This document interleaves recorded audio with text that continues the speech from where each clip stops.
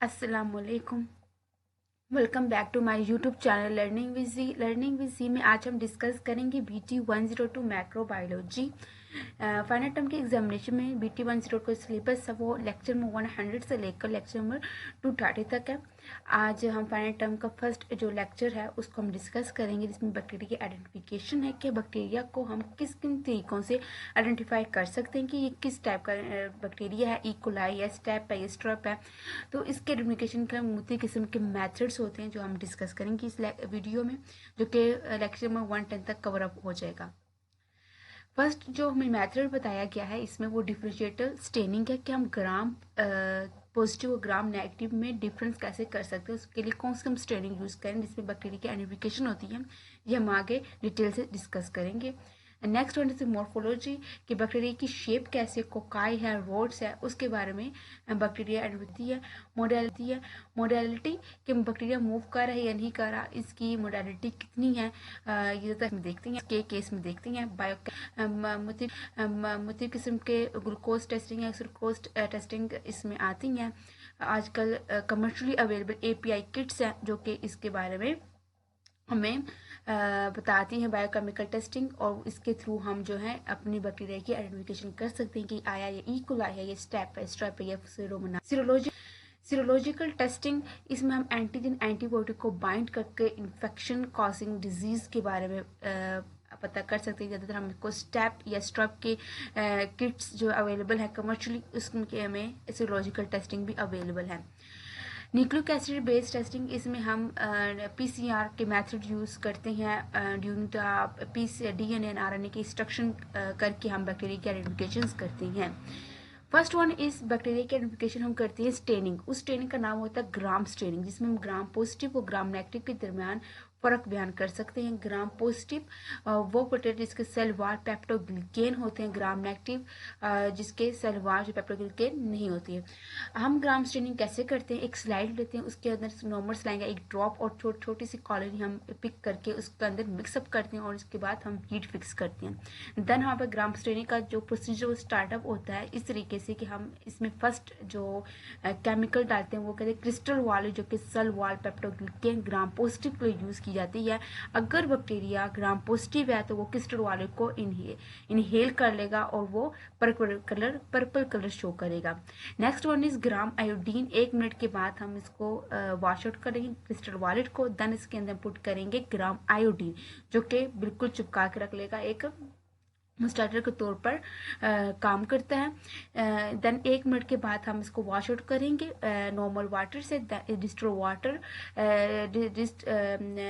डिस्कलराइजेशन जो है वो हम ऐड करेंगे, जो कि पर्पल कलर अगर ज़्यादा है तो उसको ख़त्म करने के लिए हम इसमें डिस्कलराइजेशन इस्तेमाल करेंगे। नेक्स्ट वन इज़ लास्ट में जो ग्राम नेगेटिव को आइडेंटिफिकेशन के लिए हम जो डालते हैं वो होती है सेफेरिन। अगर बैक्टीरिया ग्राम नेगेटिव है तो वो पिंक कलर शो करेगा। तो इस तरीके से हम जो है ग्राम पॉजिटिव ग्राम नेगेटिव के तौर पर आइडेंटिफिकेशन कर सकते हैं कि बैक्टीरिया ग्राम पॉजिटिव है, ग्राम नेगेटिव है।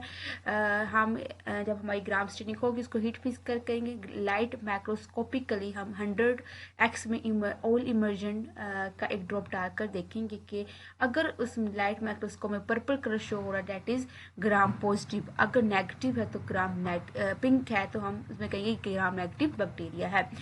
देन हम देखते हैं नेक्स्ट वन इज मॉर्फोलॉजी के बैक्टीरिया की शेप कैसी है। आप ड्यूरिंग द माइक्रोस्कोपी हम लाइट माइक्रोस्कोप में देखेंगे पर्पल कलर है या पिंक कलर है, उससे हमें पता चलेगा पॉजिटिव नेगेटिव का। देन हम देखेंगे शेप कैसी है बैक्टीरिया की, रोड्स में है, कोकाई में है, गोल है या रोड्स की तरह लंबे हैं, स्पाइरल है, उसके बिना पर हम देखेंगे बैक्टीरिया की क्लासिफिकेशन जो है किस में हो रही है। अगर कोकाई है तो हम कहेंगे दैट इज इकोलाई। अगर पर्पल कलर शो कर रहा है एक मूंगफली के दाने जैसे, हम कहेंगे कैनिडा बैक्टीरिया है। इससे हम इजीली बैक्टीरिया की आइडेंटिफिकेशन कर सकते हैं इजीली। अब हम बात करते हैं फंगस के लिए हम बहुत ज़्यादा यूज़ करते हैं मोडालिटी। स्टूल के जो सैंपल आते हैं उसमें भी हम ये देखते हैं, स्पम्स के सैंपल आते हैं उसमें भी हम सेमन CS भी आता है, उसमें भी हम मोडालिटी के देखते हैं कि अगर बैक्टीरिया मूव कर रहा है या नहीं कर रहा, मोडालिटी नो मोडालिटी के तौर पर भी बैक्टीरिया की आइडेंटिफिकेशन होती है। Next one is biochemical testing, जो कि एंजाइम ऑफ मेटाबॉलिज्म है। इसमें बताया कि एपीआई किट्स मौजूद होती हैं जो कि हमें बताती हैं। अब इसमें बताया है ग्राम नेगेटिव ऑक्सीडेज और ग्राम पॉजिटिव ऑक्सीडेज रोड्स के बारे में बताया गया है। ऑक्सीडेज होता क्या है?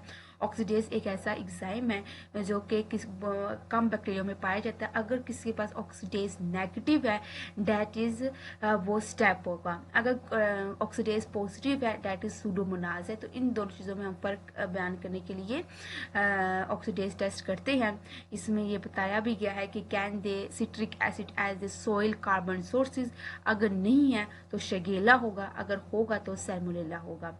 एंड देन हमें बताया कि अगर सिट्रिक एसिड कार्बो एसिड जो हैं अगर हम यूज़ करेंगे तो ई शीरिशिया मतलब ई कोलाई, अगर इसमें ई कोलाई है तो सीटोबैक्टर एंड इंडोबैक्टर, इन दोनों की स्पीशीज़ के बारे में बता दिया गया यहाँ पर। फर्मेंटर लैक्टोज बैक्टीरिया की आइडेंटिफिकेशन, ये इस तरह की किट्स जो है वो मौजूद होती है। एपीआई किट्स भी कहते हैं उसको। फर्स्ट ऑफ ऑल हम एक ट्यूब में एक कॉलोनी अगर ग्रोथ होगी हमारे पास तो उसको हम पिक करेंगे एक टेस्ट ट्यूब में 4 से 5 ml, उसमें डेंसिटी चेक करेंगे 0.5 डेंसिटी होनी चाहिए। देन हम इसको इस किट में जो है ब्लॉक्स बने होते हैं छोटे छोटे करके, और उसमें ये बताया हुआ कि ग्लूकोज है, ये गैस का, इलाइसिन का, H2S है, ये सब के जो है वो हम फिलअप करते हैं वो कॉलोनी जो हमने इसके अंदर मिक्स की है टेस्ट ट्यूब के अंदर। देन नेक्स्ट डे हम इसको इंक्यूबेटर में रखेंगे। इंक्यूबेटर के बाद नेक्स्ट डे हम एक कमर्शियली अवेलेबल किट है तो इसके साथ उन्होंने अपनी एक नोटबुक दी होती है और इसमें आइडिया वगैरह जो है वो मेंशन होती है कि अगर ये आईडी आपकी इसमें बन गई तो डेट इज़ ये बैक्टीरिया है। देन वो हम इसमें अगर वो कलर चेंज कर रहा है, कलर चेंज करने के बाद हम उसमें नेगेटिव और पॉजिटिव लगाएंगे। उसमें ये जो बुक है वो साथ लिटरेचर में साथ दी होती है कि हम उसके शो पे पॉजिटिव नेगेटिव का निशान लगा सकते हैं।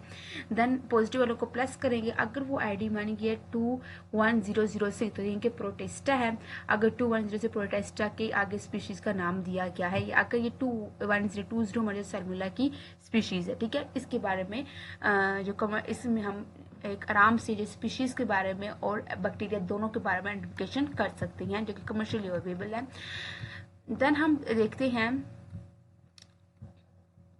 समरी बताई गई बैक्टीरियल आइडेंटिफिकेशन को मुख्तलिफ मेथड से हम करते हैं। अब हम लेक्चर में आगे में जाते हैं 101 में जाते हैं तो वो बताया कि serological methods for microbial identification कि हम एंटीजन एंटीबॉडीज़ को कैसे कंबाइन करके एक सीरोलॉजिकल मेथड से बैक्टीरिया की आइडेंटिफिकेशन कर सकते हैं। फर्स्ट ऑफ ऑल मैंने बताया कि इसमें एंटीजन एंटीबॉडी का रिएक्शंस होता है, ठीक है। और इस रिएक्शन में जो कि एंटीजन एंटीबॉडीज बाय लैक्टोस्पेकिंग के एक इम्यून सिस्टम है और ये डायग्राम बताई गई। अगर जैसे कि एक टेस्ट है हमारे पास, एक स्लाइड लिया हमने, ठीक है। इसमें एक ड्रॉप डाला हमने H2S का। इस H2S में ये बस स्टेप और स्ट्रप के बारे में हम डिफ्रेंशिएट कर सकते हैं। अगर ये बबल शो करेगा दैट इज ये क्या है, स्ट्रैप है। अगर बबल शो नहीं किया डेट इज स्टेप है। तो इन दोनों के डिफरेंस से हम स्टेप और स्ट्रैप के बारे में, ये जो बैक्टीरिया हैं इनके बारे में आइडेंटिफिकेशन आराम से कर सकते हैं। एंटीजन एंटीबॉडी का जो है वो क्लिप जो है वो यूट्यूब में वहाँ पर LMS के रीडिंग में मौजूद है। अब नेक्स्ट इसे बताया है क्या है कि सीरोलॉजिकल मेथड फॉर, अब नेक्स्ट 103 का ये लेक्चर आ गया। लेक्चर में बताया कि serological method for microbial identification precipitation test करते हैं जो एगर जेल होती है, PPTs, ठीक है। एगर जेल्स होती हैं जिसे हम देखिए प्रिसिपिटेशन टेस्ट जो इसमें एंटीजन बाइंड करता है, किसके साथ, एंटीबॉडीज के साथ बाइंड करता है। ये पूरा स्ट्रक्चर बताया कि ये एंटीजन्स हैं जो अंदर एक होल एंटीजन्स है, इसके साथ एंटीजन डिफ्यूजन है जो कि आगे पीछे फैली हुई है, और देन इनके साथ जो हम एंटीबॉडी जो इनके मुकाबले में ऑपोजिट एंटीजन है वो एंटीबॉडी से क्या होंगी, कंबाइन हो जाएगी, एक रिंग फॉर्म बना देती हैं। देन इस ये इस तरह का एक जोन, एक रेडिकल इम्यून डिफ्यूजन टेस्ट है जिसमें हम मुख्तलिफ किस्म के एंटीबायोटिक्स लगा के उसके जोन मालूम कर सकते हैं कि कितना जोन है, और ये एंटीबायोटिक्स जो है वो हम पेशेंट को दे सकते हैं। रेजिस्टेंट है, सेंसिटिव है, अगर सेंसिटिव तो हम पेशेंट को ये दे सकते हैं, अगर रेजिस्टेंट तो नहीं दे सकते। इसके बतौर हम जोन के मुताबिक हम कर सकते हैं। नेक्स्ट हम 104 का एक लेक्चर पढ़ते हैं, बैक्टीरिया आइडेंटिफिकेशन, जो कि एग्जाइम लिंक इम्यूनोसॉर्बेंट एक्सिस को एलाइजा भी कहते हैं। एग्जाइम जो है वो लिंक होता है इम्यून एंटीजन के साथ, एक सॉर्बेंट ऑब्जर्व कर लेता है अपने आप को उसके साथ, और एक इन्फेक्शन कॉजिंग डिजीज के बारे में आराम से हम उसमें बता सकते हैं। जैसे कि अगर सीरोलॉजिकल टेस्टिंग में देखते हैं, some antigen antibody reactions are not visible on the eye, हम अपने आंख से देखते हैं। इसके लिए हम स्पेशल एक मशीन होती है स्पेक्ट्रोफोटोमेट्री, इसके जरिए से हम देख सकते हैं कि क्या अगर वो कलर प्रोड्यूस करे, डेट इज रिएक्शन, अगर जितना कलर प्रोड्यूस करेगा उतना रिएक्शन के जो चांसेस ज़्यादा होंगे। ऐसे रिएक्शन को विजुलाइज जो है इंटरेक्टली हम प्रॉप से करते हैं, जो कि इसमें प्रॉप्स का इस्तेमाल किया एग्जाम का, ये रेडियो आइसोटोप एक्सेट्रा, एक मैस स्पेक्ट्रोफोटोमेट्री ज़्यादा क्लिनिकल डायग्नोसिस में यूज़ की जा रही हैं। सीरोलॉजिकल टेस्टिंग में देखा गया एग्जाइम्स जो रेडियो आइसोटॉप्स होती है, जो कॉन्जुगेट जो कि मिलाती है एंटीबायोटिक के साथ। पहले एक कमर्शियली अवेलेबल किट होती है, जैसे कि किसी को मलेरिया है तो वो एंटीजन है, उसके बतौर एंटीबॉडी से बॉडी के अंदर प्रोड्यूस होगी हैं। वो हम सैंपल लेंगे पेशेंट्स का, सैंपल के बाद हम एक कमर्शियली किट अवेलेबल होगी जिसके अंदर उसकी प्लेट के अंदर एग्जाम पहले से मौजूद, एंटीबॉडीज पहले से मौजूद होंगी। हम उसमें जब सीरम डालेंगे पेशेंट का तो एंटीजन एंटीबॉडीज जो अपने आप से कंबाइन हो जाएंगी। अगर वो उसको मलेरिया है तो वो कंबाइन होगी, अगर नहीं है तो वो उसके साथ कंबाइन नहीं होंगी। Present exam detected by incubating with substrate, ठीक है, जब वो दोनों एंजाइम जो है प्रेजेंट था, जब इन दोनों ने एंटीजन एंटीबॉडी कंबाइन कर दिया तो देन इसके बाद हम सबस्ट्रेट डालते हैं जो कि कलर प्रोड्यूस करता है, ठीक है। जितना कलर प्रोड्यूस कर रेटिस में इन्फेक्शन है, जिसे इस तरह के एंटीबॉडीज जो है वो आके एंटीजन के साथ स्पेसिफिकली पेशेंट के सीरम के साथ जो है वो वे अटैच होंगी। जिस तरह मैंने बताया कि मोनोकोनो एंटीबॉडी इस तरह की एंटीजन थी, ठीक है, पहले से प्लेट के अंदर अवेलेबल थी, इसके साथ सीरम हमने डाला, ये एंटीबॉडीज उसके ऊपर हमने निकाला एक बफर से वॉशिंग भी करते हैं। इसके बाद हम सबस्ट्रेट का एक कलर प्रोड्यूस करते हैं।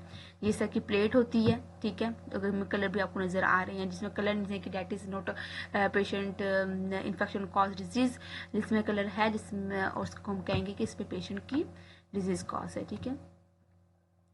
नेक्स्ट जो है बताया कि इलाजा जो हम कहते हैं वो एंटीजन डिटेक्शन होती है इन द सैंपल के अंदर। अब हम बात करते हैं बैक्टीरिया आइडेंटिफिकेशन 5, जो कि 105 लेक्चर है, that is western blotting. Western blotting जो होती है इसमें हम वेस्टर्न ब्लोटिंग का नाम हम ऐसे भी कह सकते हैं, इसमें सिर्फ हम प्रोटीन की आइडेंटिफिकेशन कर सकते हैं। कोई ऐसे मैक्रोब्स हैं जिसके अंदर प्रोटीन मौजूद है, वो ये वेस्टर्न ब्लोटिंग करने से हमें वो प्रोटीन इंटरेस्टिंग प्रोटीन जो हमें मिल जाएगी। और इस इंटरेस्टिंग प्रोटीन को हम किस तरह से हासिल कर सकते हैं, वो हम कर सकते हैं इलेक्ट्रोफोरेसिस से। जेल इलेक्ट्रोफोरेसिस होती हैं, इससे कर सकते हैं। सीरोलॉजिकल टेस्टिंग में देखा गया कि प्रोटीन के बैंड्स बनते हैं, प्लॉट के अंदर एक टैंक लेते हैं, उसके अंदर हम मुख्तलिफ बफर डालते हैं, न्यूक्लियोसेलुलर मेम्ब्रेन होती है उसके अंदर, और इसमें हम एक जेल रखते हैं और वो अपने पास थ्रू होते थोड़ा वोल्टेज। देन इसमें ऑटोग्रोटोग्राफी एंटीजन बैंड होते हैं, हम कंप्यूटराइज के जरिए से इसके हम बैंड्स देख सकते हैं, ठीक है। समरी ये बताइए जो प्रोटीन है could be detect by electrophoresis and blotting. अगर प्रोटीन हमें डिटेक्ट करें तो इलेक्ट्रोफोरेसिस के जरिए कर लेंगे या ब्लोटिंग के जरिए कर लेंगे। Blotting can be detected by specific blotting, तब हम करते हैं जब हमें स्पेसिफिक कोई एंटीबॉडी चाहिए होती है विद द रेडियो आइसोटोप्स।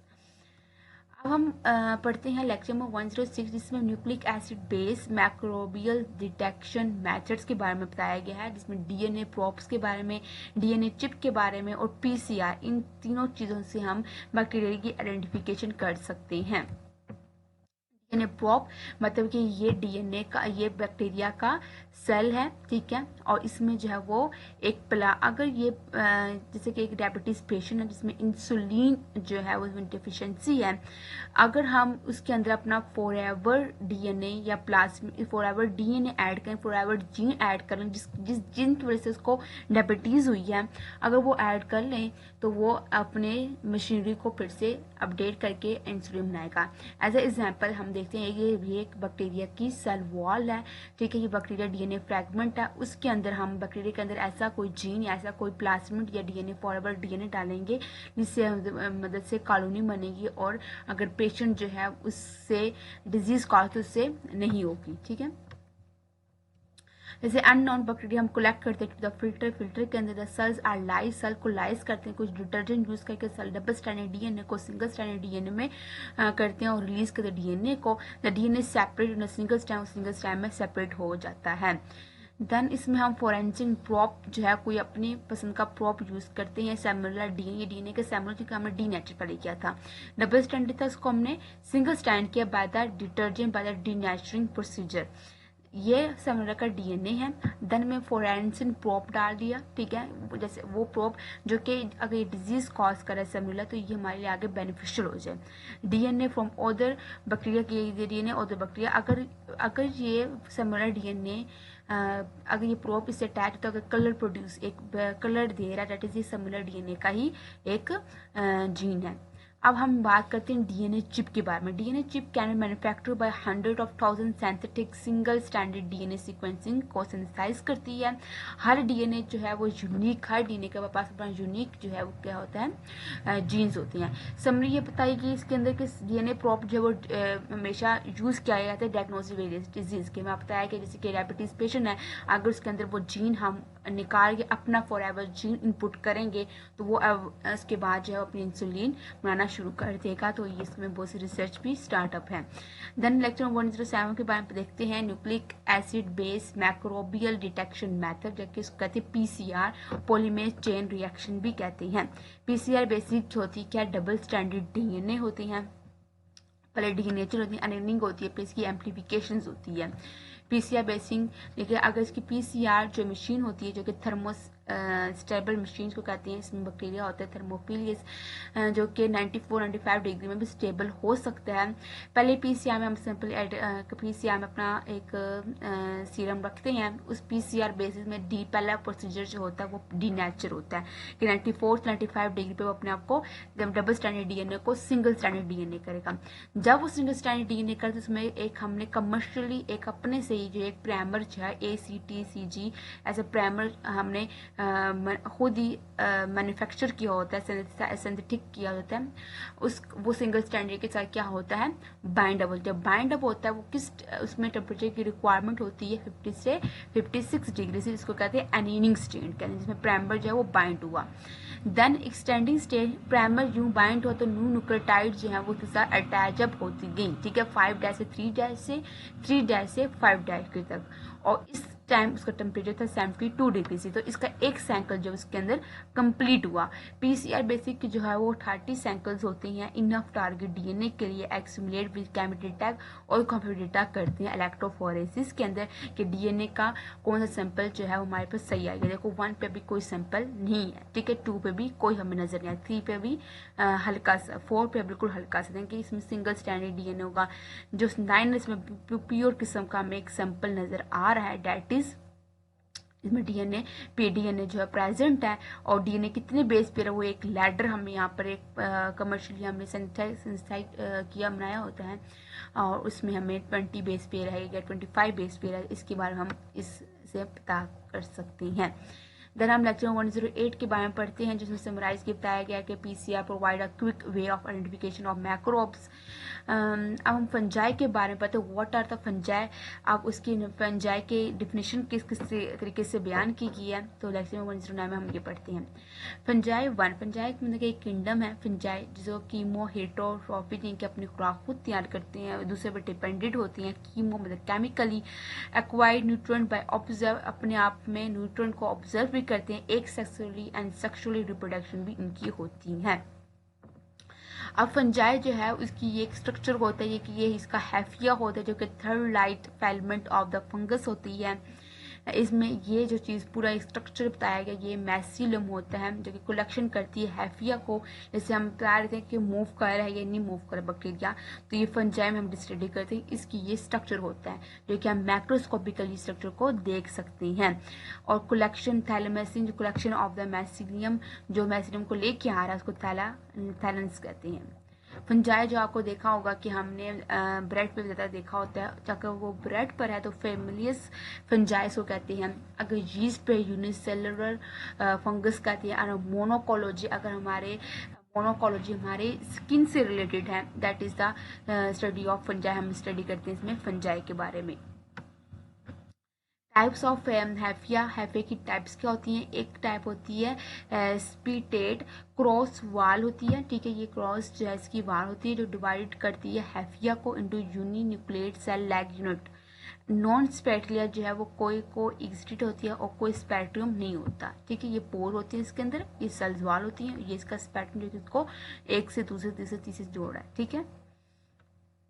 ये स्पेक्ट्रम पोल जिसकी वजह से फंगस जो है वो अपने आप को मेंटेन रखते हैं। टाइप्स ऑफ द हैफिया, टाइप्स क्या होती है? एक होती है इसकी फंजिनेटी हैफिया जो कि ऑब्जर्व करती है न्यूट्रॉन को। दूसरी होती है एरिया एंड रिप्रोडक्टिव हैफिया जो कि बियर करती है, मतलब रिप्रोटेक्शन करती है स्पोर्स को, ठीक है।